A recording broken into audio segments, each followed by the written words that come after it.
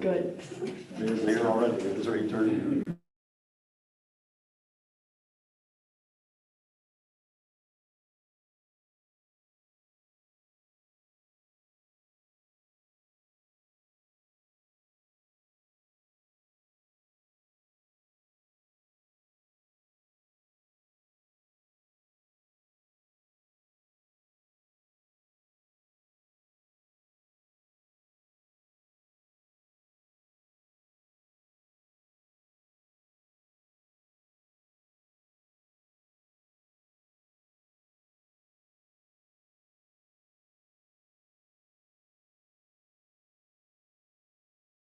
Go to the regular common council meeting, Monday, November 15th, 7:02 PM. Roll call. Braun, Yes. Langen, Yes. Candy Davis, Yes. Shaw, Yes. Paul Davis, Yes. Burdick. Yes. Next item is pledge of allegiance. Pledge of allegiance to the flag of the United States of America and to the republic for which it stands, one nation, under God, indivisible, with liberty and justice for all. Confirmation of appropriate meeting notice. Meeting was noticed on Friday, November 12th. Agendas were posted at the post office, library, city hall, and the city website. Thank you. Council acceptance of agenda. Make motion to accept. Second. Any discussion? Hearing none, all those in favor signify by saying aye. Aye. Opposed? Motion carried. Next item is public hearing. Public hearing to hear comments regarding the 2022 proposed budget document. We don't need background for that one, do we? I don't think so. I can certainly answer questions, All right, is there anyone that wishes to speak in the public hearing on the budget?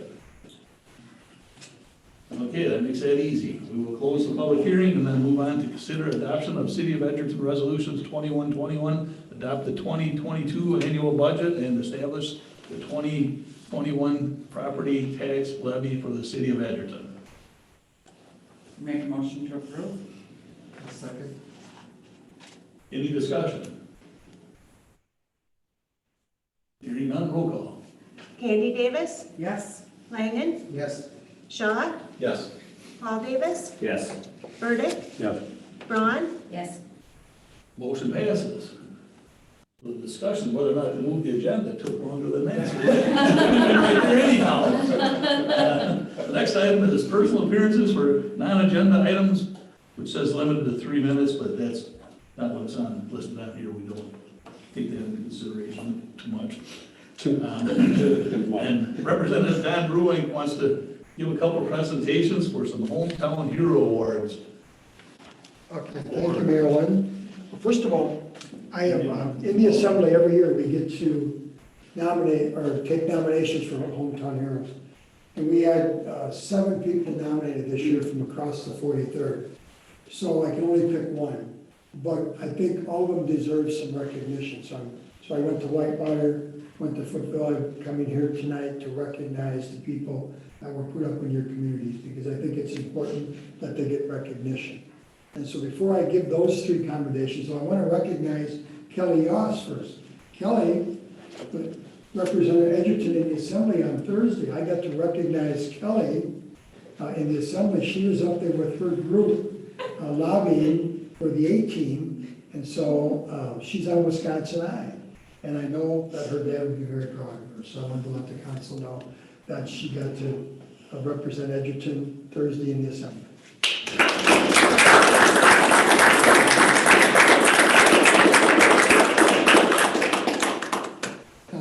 One of the nominees for Hometown Hero was Josh Lee, so I want Josh to come up.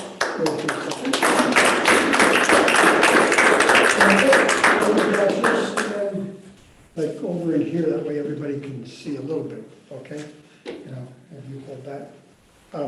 This is a citation of commendation, so, and there's whereases and stuff, so I'm gonna skip all of that and just kind of paraphrase here.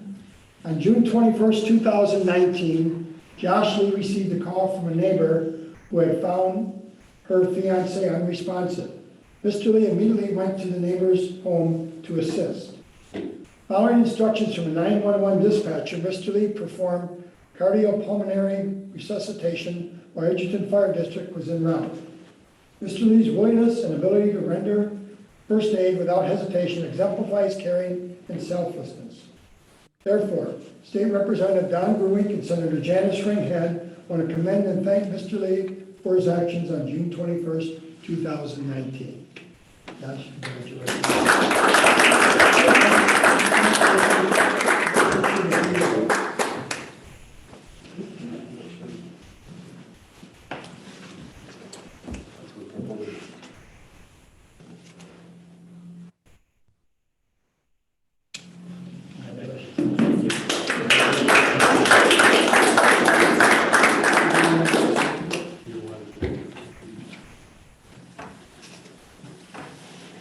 Is there any chance Janelle's gonna be here? She's on her way. I'm sure she's going as fast as she can.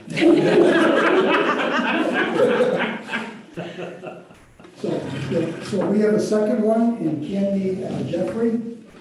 Chief doesn't think she can be here tonight, and I apologize that we had to do this quickly, so we didn't have good communication. Because in 2 weeks, I'm going to have a new hip, so I won't be able to be here for a while after that. So I wanted to get it done tonight before that happens, so we could recognize that. So Chief, why don't you stand there and I'll read this on Candy's behalf.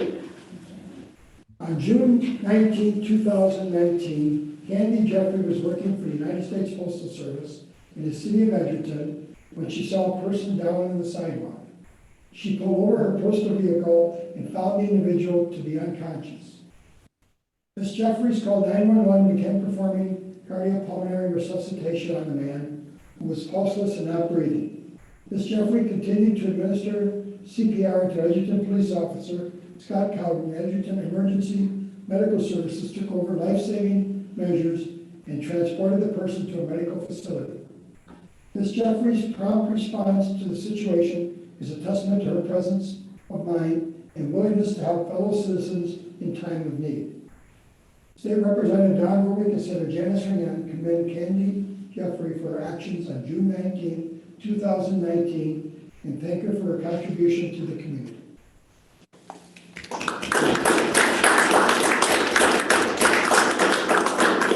And so maybe while we're waiting, I will just give you an update. I'm hoping that the maps that the Republicans passed last Thursday will not go into effect, because if they do, I won't represent Edgerton next time.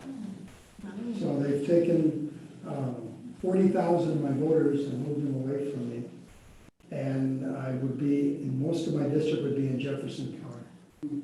And so, I know the governor's going to veto the maps, so it's going to be up to the court on what's going to happen. So we don't know potentially what's going to happen with the maps.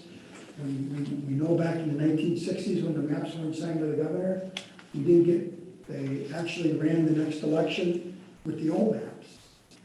And then created new maps in 1964. So that's a possibility as well. So I hope I don't lose this community. I've always enjoyed coming over here. But that's the way politics works. Every other incumbent kept over 80% of their voters. I lost 40,000 of mine. So I probably did too good a job. So maybe until we wait till she gets it, can you conduct other business? And She's on I'm her way. okay with that if everybody else is. Sure. That'd be great. Thank you very much. We'll just make you stick around a little longer. Yes, and that's fine. I love it in Edgerton. We'll leave that open then, so we can come back. Go to the minutes from November 1st. Are these doors open? Just want to go. Are they? Yes, I unlocked? checked them. I Okay. checked to make sure. Sorry. I pulled the switch earlier, so they better be. I make a motion to approve the minutes. I'll second. Any corrections or additions? Hearing none, all those in favor signify by saying aye. Aye. Opposed? Carried. Move on to committee reports and finance committee. Candy? Yeah, finance met this evening at 6:45. Motion to approve bills and payroll in the amount of $88.39. I'll second. Any questions on the bills? Hearing none, roll call. Candy Davis, Yes. Shaw, Yes. Paul Davis, Yes. Burdick, Yes. Braun, Yes. Langen, Yes. Motion passes. There were no applications to approve. Motion to approve revive Edgerton policy for subsequent loans and grants awarding no more frequently than once every 2 years. A second. Any discussion? I'd like to see us maybe take our time with this policy change, because when I think about this program, I also think about the facade grants we offer to downtown businesses, and we don't put any kind of stipulation on how many times a building downtown can receive this. So what I'd like to see maybe is, in a future meeting, is a report on what the usage has been so far of the program, what types of things have people done, what have the dollar amounts been, has anyone, any one homeowner split things up yet? I mean, are we trying to solve a problem that doesn't really exist yet? And during finance, the comment was made about it being, that it was essentially funded different than, say, like the facade grants are. However, we know that the home revival program could be replenished in future years as TIF districts retire, and we have TIF districts that will be retiring in the future years, so especially the downtown one, that would be a huge backfill of cash into that program if we extended the TIF one more year. So I don't think there's an urgency on doing this tonight, so I'd like to see us hold off on creating this until we know a little bit more about how the program is being used. And maybe then I'd feel better about creating this, because we're essentially treating these two programs different. We could also establish that policy for 2 years, but then also say, or based on special conditions, we could make a special condition policy where you could apply based on your specific need to, maybe like the opposite, I suppose, if that makes sense. Was I clear? I don't know if I was clear. Like, does staff want to be put in that position of deciding who is worthy or not? I assume it would come to the committee if you're going to adopt that kind of a policy, that it would be a committee decision to make anything outside of what is adopted policy. So I totally understand, Casey, what you're saying, that, and based on what you're saying, that makes sense. Having said that, I know for the facade grant, we have certain percentage, right, that we allow, number one. I, like you, would love to see, how many applicants that we get, the money that, has gone out or will be going out for this. I'm a little concerned about not applying this and having somebody submit 3 different times. Having said that, I am very open to maybe rethinking whether we need this, but I don't want us to get ourselves boxed into a corner where we're gonna approve. What if somebody comes forward and if we don't have this in there, we're approving 3 different loans for them, which isn't right either. We're different grants. So could we maybe, until we know exactly, because I think the data that we have isn't gonna tell us a whole lot. A year from now, I think it's going to.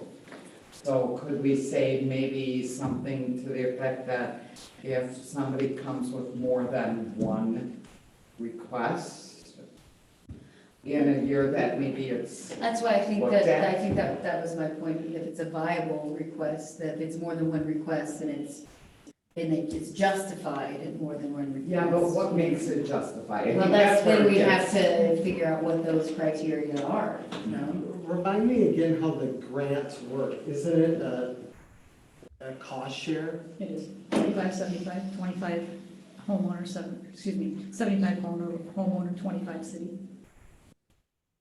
And facade grants are more generous than that Yes. on the percentage. But that's based around economic development. That's not just That's homeowner. true, but Yeah. I'm making the distinction between the two, that we give multiple facade grants to the same buildings downtown. And I get it, and it's great. I'm just pointing out, you know, if this, I guess I don't see the harm in if they came with multiple grant requests, well, And they're putting up 75% of their own money. put up 75% of their own money, and if they're legitimately doing different things, a roof, a window, a whatever, that's just like what's going on with facade grants, where they come to us each time there's something legitimately needs to be fixed. They're not taking a $100,000 remodel and saying, okay, I'm doing 20, and now we're doing another 20, and I mean, I would think the report would show it's standalone items that they're coming forward with. Yeah, I guess the only thing I would add to that, and I don't disagree that the information, we can provide you with all that data if that's important for you to have, and, you know, eventually we would have provided it, we'll provide it at the next meeting. This program was intended to be revolving, and the facade grants are not. So that would be one distinction I would say between them. I think the intention, and again, this is your policy, the intention was that for larger projects or projects that, almost every project has more than one component that's fundable. Windows and doors and porches and, you know, all of those things become one project. But once it got to be over 10,000, then it became that loan, it began to revolve. Yeah. So, again, if the goal is we're gonna have some more money, as Casey points out, in the future, then, and you want this, just get this money out there going, then what you might end up with is people doing some grant, and not ever getting into the loan component. Right, but the idea was that this whole fund, because there was the loan component, was that it would be replenishing, so it would always be something that was available to the community. I think that is a distinction between the, what is a TIF and what is this program, that the committee was hopeful that this program would survive past, you know, that it would revolve and, you know, be a longer-term source of funding for projects. So, again, I'm not arguing. When we talked about the idea of this program to begin with, we added in the grant component as an incentive. We didn't have to put that component in there at all. That was an incentive for people to want to use the program to begin with. So we added that. And loans that are too small are just too cumbersome, so that's why Yeah. there's, at some point. So that's why the grant component was put in there to begin with. Because we wanted people to be incentivized to actually use the program to have larger projects, to improve their homes in order to, you know, draw more people to the community and improve the tax base for all of, you know, the citizens here where we're at. So that was the whole idea behind the grant component of this specific program. So that's where that came from. Yeah. But I totally understand where you're coming from, and I love the facade grant program for downtown, especially, you know, when we're talking about historic buildings and the importance of saving that and what that means for saving historic buildings, but also, you know, the importance of what that means to economic development in downtown. But, you know, the discussions that we've had regarding that program, the program for home improvement, was that we wanted to make sure that it was something that had longevity as well. So. Have we had somebody apply for multiple grants? Right now, that's why we're talking about it. Is there any way we can put in the policy where you can apply for multiple grants, but once it hits dollar amount that would kick it into the loan, it has to go into that program? We approve so many, you can only accrue so many dollars in grants, and then it gets Well, rolled I over. mean, that was the original, part of the original idea to begin with, is that's why we had a specific dollar amount for grants. But not in subsequent Right. applications. Right. Like Mars, I Just- was envisioning that it would be a project over 10,000, then you could use Right. a loan component. Right. But this is a, you know, or taking a project that are separate projects, but we have, what we told prior applicants is it's one, so, you know, that's, you get one grant. So if someone wants to try to break it out and access more grant money, I just want to make sure that that's the decision we made, that it's a conscious decision and isn't just something that happens. And this should be an opportunity for more people, where the side grant has a little more specificity around where it can be used, where this can be used by more people potentially. So allowing those grants to go out would maybe limit who would be able to take advantage of it, instead of putting it towards the loan, which was the intent. That makes sense? So that Say it one more time. so what I mean is so when they hit, if they have a $20,000 project, but they want to split it up into $4,000 or $5,000, and they want to do it all in grants, as opposed to getting a grant and then taking a loan on top of that. Our intent was for the loan to be that component, not to be able to take $4,000 or $5,000 grants. Because we'd like to be able to serve as many people as possible in the community. That was your intent, right? That's what I was basically looking at.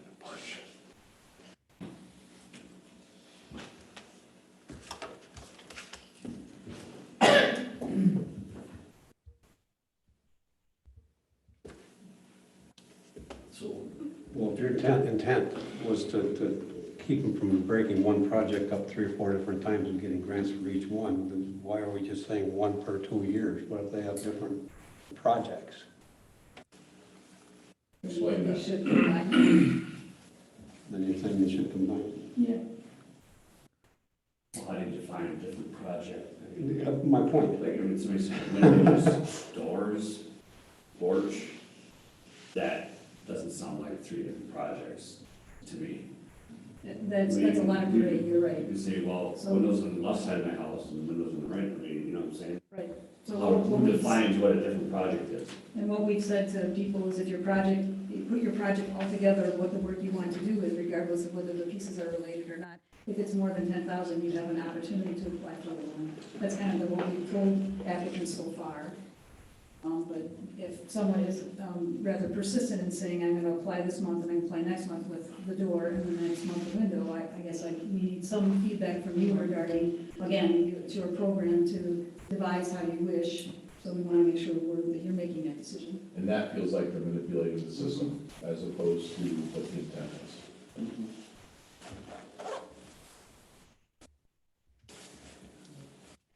My point being, again, going back, all right, I'm gonna do all my windows and my roof, but I can't declare 2 separate projects. I gotta wait 2 years before I can apply. I can do my windows now, I gotta wait 2 years before I can do the other. No, you could apply right now for one project, Or- and you could get a grant Right. of 2,500, and then everything over 10,000. Or you could is a play the loan. game and wait 2 years and apply again.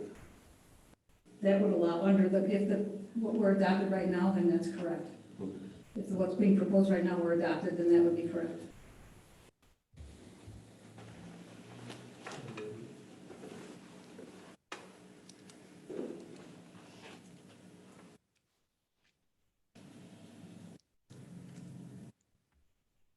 I just don't see. Yeah, I I know the intent, but I don't see the wording as getting across.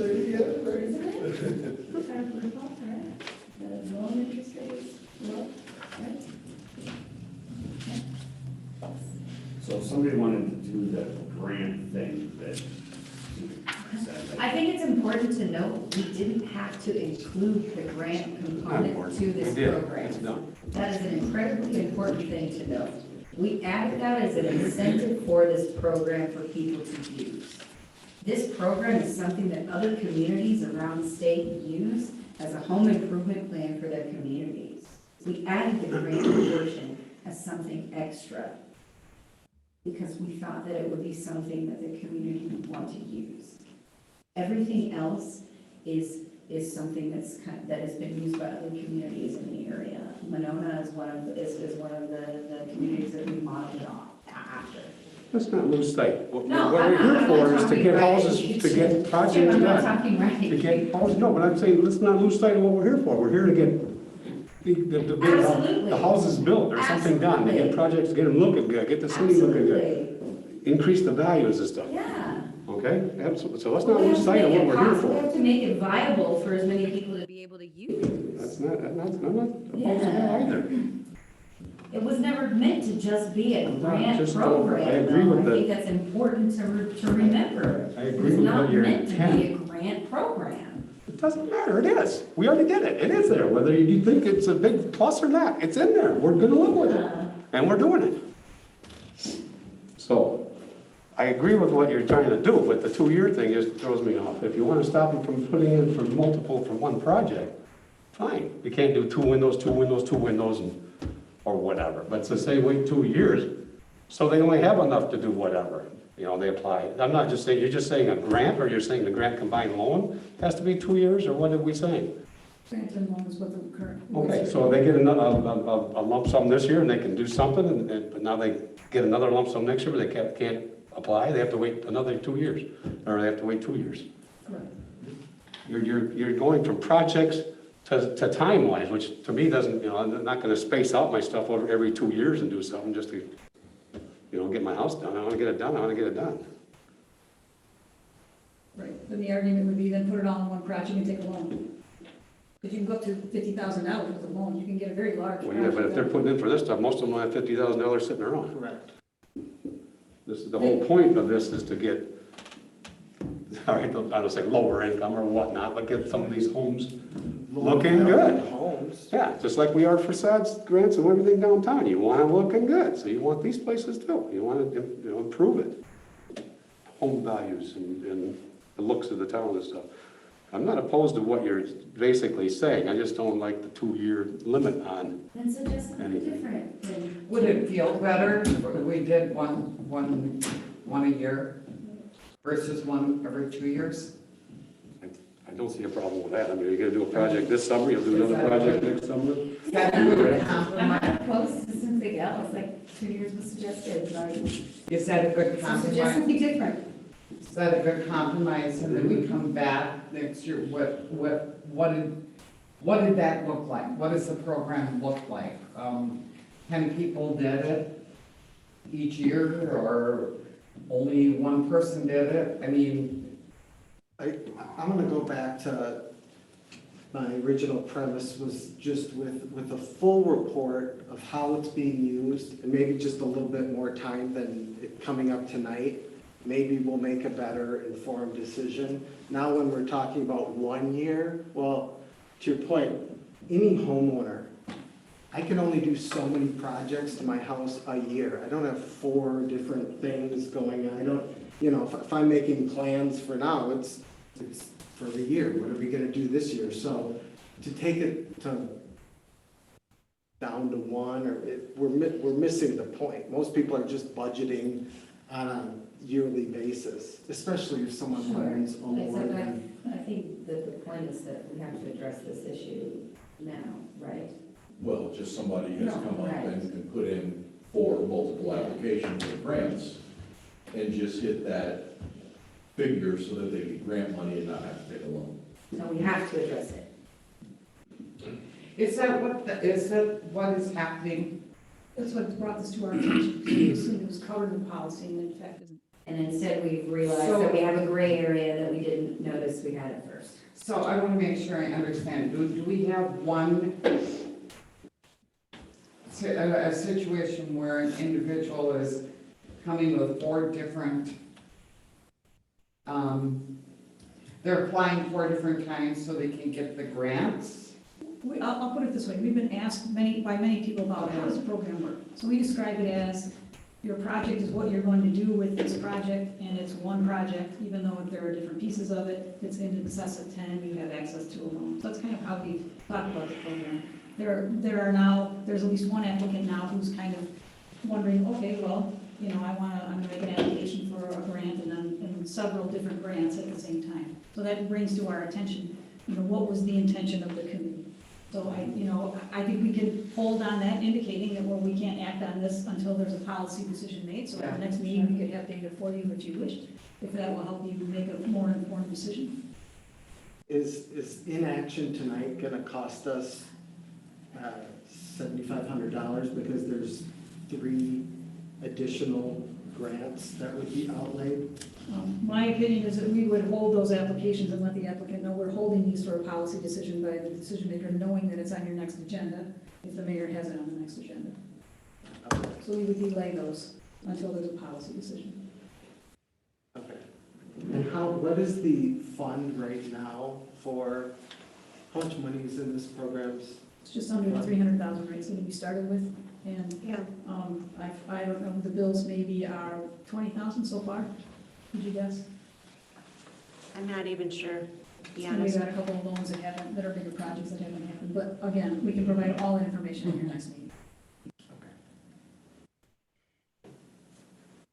I think everyone's made valid points, but I'm still gonna vote no because I wish we'd have had more information on the front end before doing this. There was a motion and a second, but if we're gonna Yes. look There for is. information, right, if we're gonna look for information, the only thing you can do, I mean, in your respect, would be to vote it down and then come back and revisit it at the next meeting. If we pass this, it's in effect until we come back and can get it raised again, and not, information and change it. Does a motion to table overrule the motion on the floor if somebody was to throw that out there? Where's Bill when we need him? We're right there. No, a motion to table supersedes the motion. Don, I mean, it's a program we started up and that we all like. I Right. would assume we were gonna have a Everything you report. just said. Yes. Fine, then I will make a motion to table until we have more information at the next meeting. is there a second? Second. Oh, you want to? Motion to table, roll call. Braun, Yes. Burdick, Yes. Langen, Yes. Candy Davis, Yes. Shaw, Yes. Paul Davis. Yes. Okay, the item is tabled until the next council meeting. Okay, Continue. Yeah, right. We'll go back here. we only have 2 more quick things here. Quick. Yeah, quick. Motion to approve countywide dispatch enhanced 911 agreement between Rock County and City of Edgerton. I'll second. Any discussion? Hearing none, roll call. Candy Davis, Yes. Braun, Yes. Langen, Yes. Shaw, Yes. Paul Davis, Yes. Burdick, Yes. Motion passes. Motion to declare squad car as surplus. I'll second. Any discussion? Hearing none, roll call. Candy Davis, Yes. Shaw, Yes. Paul Davis, Yes. Burdick, Yes. Braun, Yes. Langen, Yes. Motion passes. And that's it for Okay, finance. we will go back up to the personal appearances. With Representative Ruick and John Gennell. All I can say is I miss my days in the city council and school board. You say that tongue in cheek.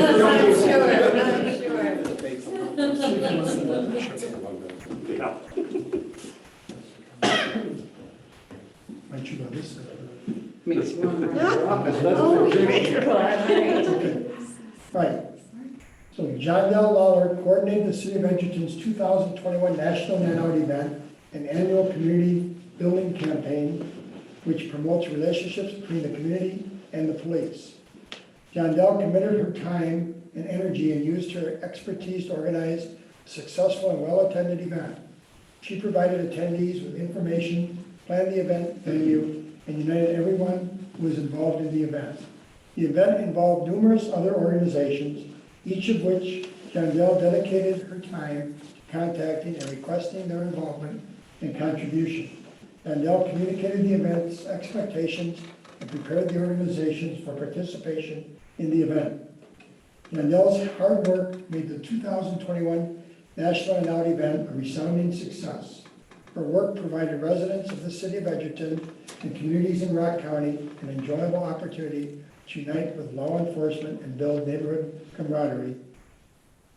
State Representative Don Bowen and Senator Janice Renan thanked Jondell Lawler for selflessness, dedicating her time to community building in the city of Edgerton.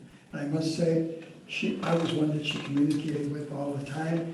She had a table ready for us, and knew exactly what it was when I got there. And I can tell you the event, all of them have always been a success, and this last one especially. So great job, well done. Thanks.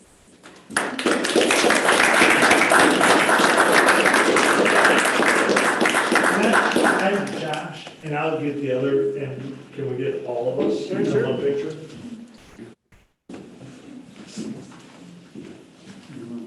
Put you two together.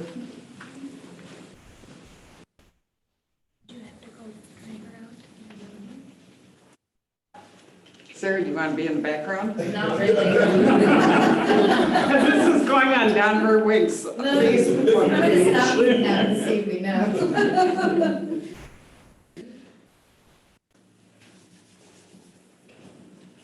Okay, Right, great. Here you go. Congratulations. Hey, you gotta do the council walk, you guys. Here. Here. Oh, do the council walk. Kelly,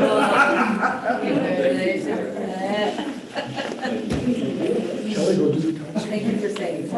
Kelly's got to do that too. I just figured you probably don't do it. No. Kelly, you too get to do the council walk, Kelly. Congratulations. Much fun is this?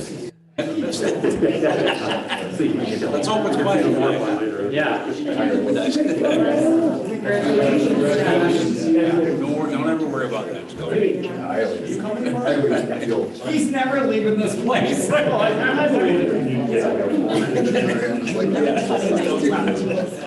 it's not a big deal.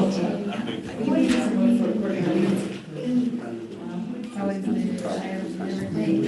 What we should do.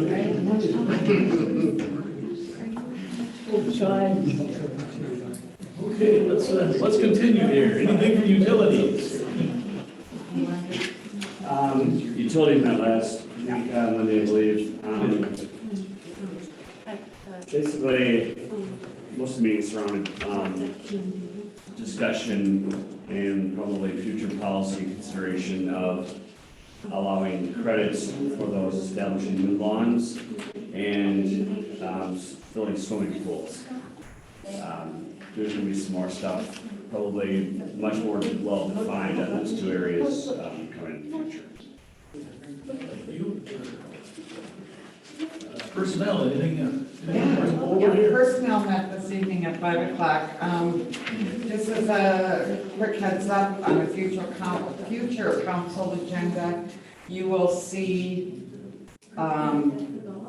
wording for policy for tenure, PENURE for tenure, pay policy, as well as personnel policy manual amendments. And then also we discussed this evening, some of you, this may be the first time, see you Kelly, first time you've heard this.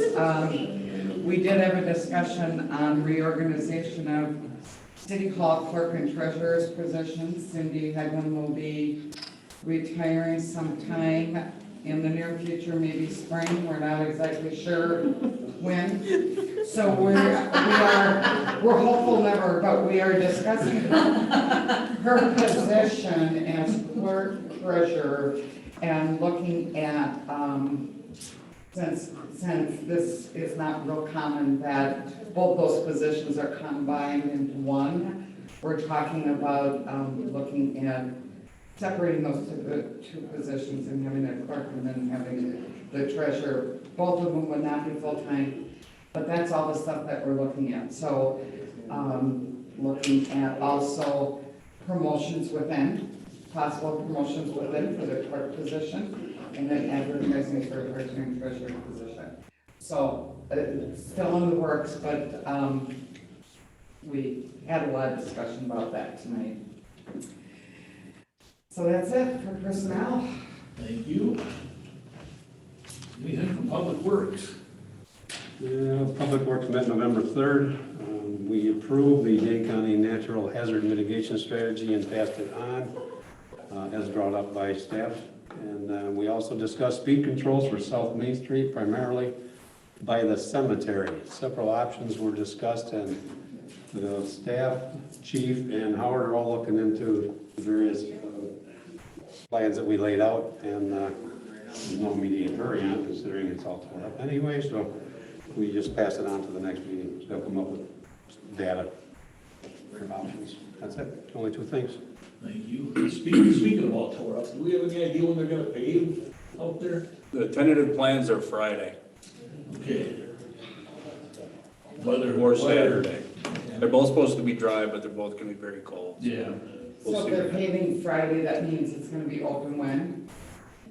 Saturday? I mean, I don't, seriously. I just got a lot of, like, I'm sorry, watch Yeah. back from people. If it gets paved Friday, it would be open on Saturday. Yeah, Okay, If it gets paved. I've gotten some criticism too, based on like a company that would pick way above like a local company that we couldn't pick too, so. so one thing, always, if they're not local, you know. Well, no, that's what I said too, but, yeah, I know, I'm just, It was a challenging project, probably yeah, would have been. that's what I said there were some unforeseen circumstances that I don't think anybody could have planned for, so. Well, that's not. The end's in necessarily sight. Slowed anything down, the company, it's just the weather. No, and- well, that's what, I mean, Okay. Hopefully pave this week. Hopefully. I had to ask you, Chris. Mayor, Alderperson, the staff reports. Well, let's see, happy Thanksgiving. that's It's not. way too early to be saying that. And then Thanksgiving weekend is home for the holidays, so hopefully everything falls into place for that, and we have a successful parade and functions at the library that day, and the tree lighting ceremony. Anything else going on? No car shows or anything, is there? Chili dinner. Oh, yeah, the chili over next door here. We'll have a band after the tree lighting, so. Lights at Central Park. Good stuff. Anybody else have anything? Yeah, so I've been remiss, as part of the library board, not bringing the information back to this board, so I'm gonna be doing that better. So the library board met on Tuesday and went through a lot of the business that is the library, but the big thing going on right now is there is a meeting room project in which we're going to be looking at ways to take advantage of the space within the library to allow for more personal discussions to happen that aren't just out in the open. So we went through on Tuesday, went through multiple opportunities of meeting rooms and different options. And there was a grant that is out there that we are trying for. We put forth a proposal on one of them that we liked, and we will see how that goes. So it really was a good meeting. Thank you. Anybody else? Okay, anybody want to take that motion to adjourn then? I'll move we adjourn. I'll second. All those in favor signify by saying aye. Aye. Opposed? Motion carried.